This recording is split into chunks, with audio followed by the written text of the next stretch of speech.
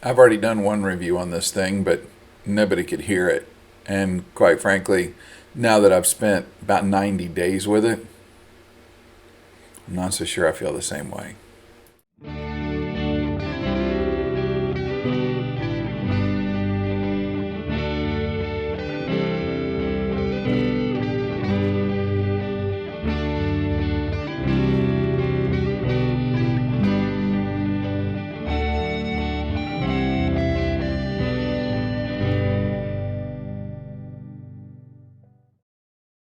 Robcast number 59. The Vox SDC-1.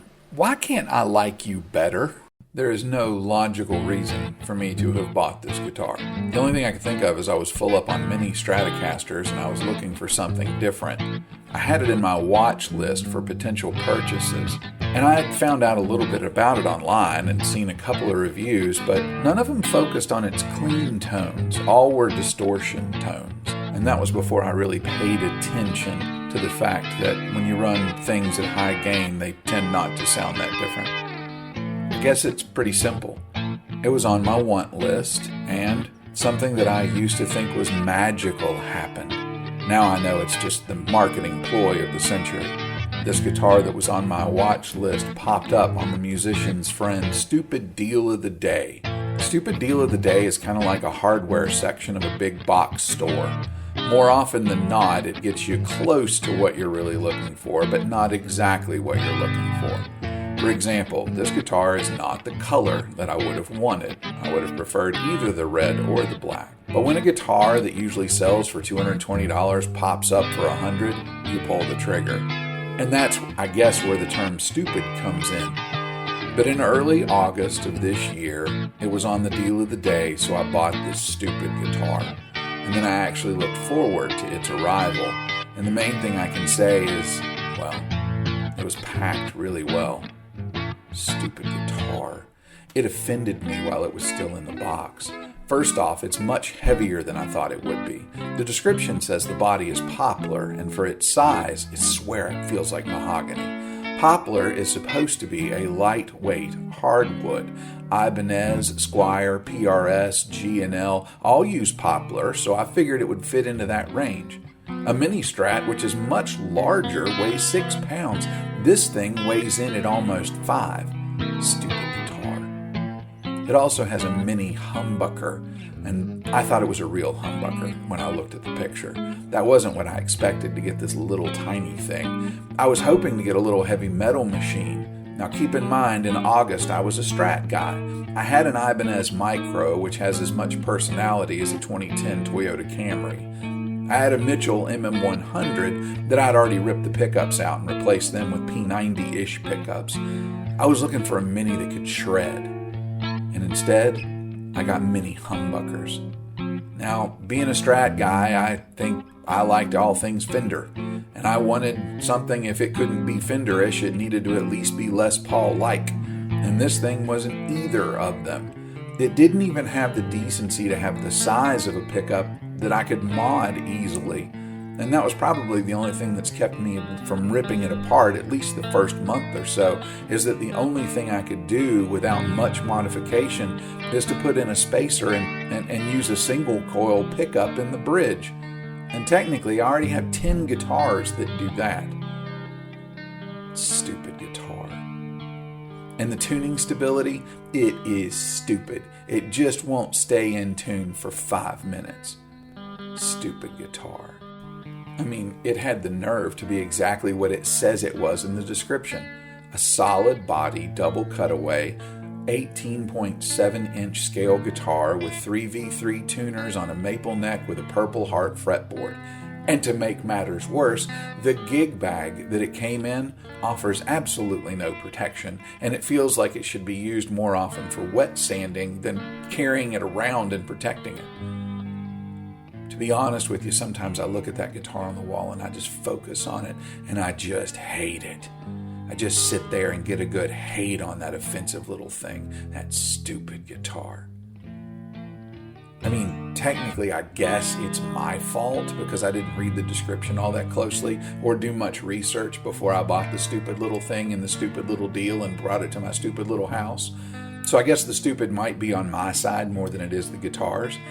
I mean, it taught me that now I read more descriptions and I do more research almost obsessively, and I plan out my future purchases, and that's probably saved me a lot of money in the long run. Matter of fact, it means I may go months without buying anything, and then late September, early October, all those deals hit, and so all the money that I saved up gets to purchase what's on my list. And the resale values on these things is stupid. Imagine the best deal you can get on a new guitar, and now cut that in half, and that's the top dollar for the trade-in or sale value of a Mini.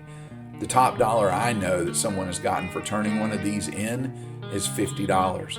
And that won't even put new pickups in half my guitars. So I'm pretty much stuck with this stupid guitar. So it sits on my shelf with me staring at it, hating it, and actually I'm not entirely sure it's not staring back and sharing that hate with me, because it is my fault.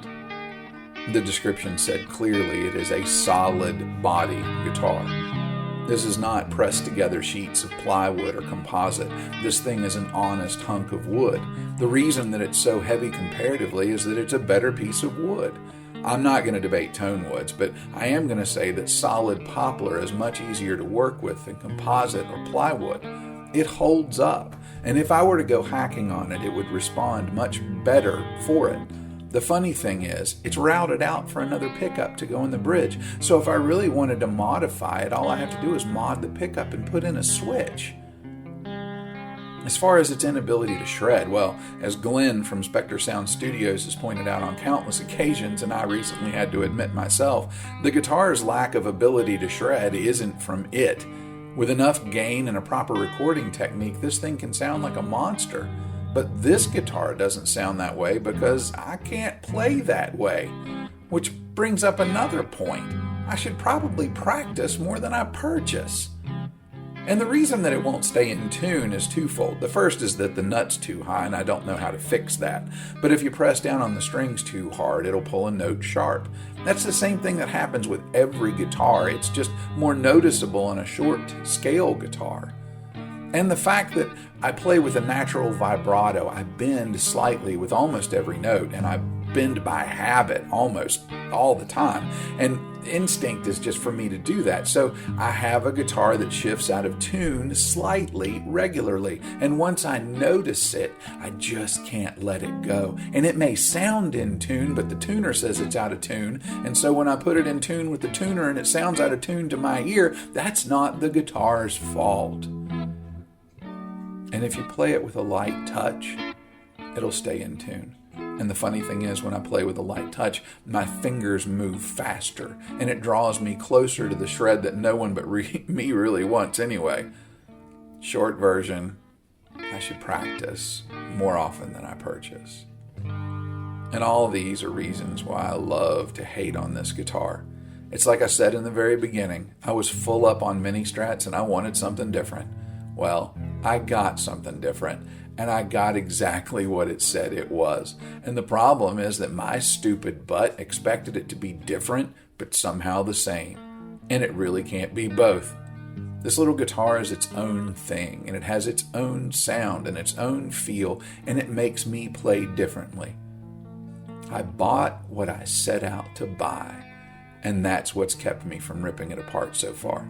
It is different, and it's pushing me to play differently, to learn and to grow, and that's not exactly what I expected more than 25 years after I picked up my first guitar. But despite the fact that it fights me on the three things that I want the most, the feel, the sound, and the looks, I keep picking it up. Stupid guitar. Stupid guitar player. I guess we'll just be stupid together.